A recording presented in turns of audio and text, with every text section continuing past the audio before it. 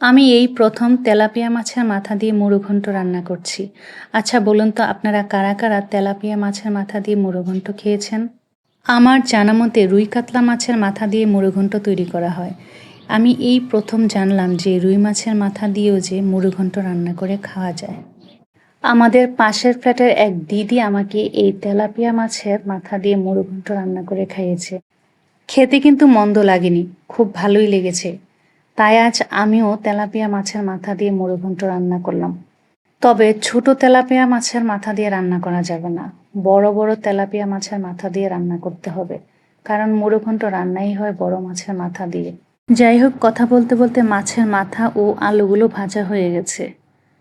জিরে তেজপাতা ফোড়ন দিয়ে হলুদ লবণ মরিচ কষিয়ে নিচ্ছি। আমি আমার মতো করেই রান্না করছি।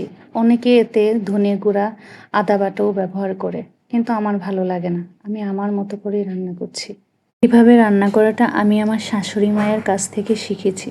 অল্প মশলা দিয়ে এভাবে রান্না করলে খারাপ লাগে না, ভালোই লাগে। তাছাড়া অল্প মশলাযুক্ত খাবার স্বাস্থ্যের জন্য খুব ভালো। এক মাছের মাথাগুলো দেওয়ার পর একটু ভেঙে দিতে হবে। এখন এর মধ্যে দিয়ে দিলাম ভাজা জিরে। এই জিরেগুলো আমি পাটায় বেটে দিয়েছি। আমি সবসময় পাটায় বাটা মশলাই রান্নায় ব্যবহার করি, এতে রান্নার স্বাদ দ্বিগুণ বেড়ে যায়। এই তো আমার রান্নাটা কমপ্লিট হয়ে গেছে, এখন নামিয়ে নিব। সত্যি বলছি, খেতে কিন্তু খুব দারুণ হয়েছে।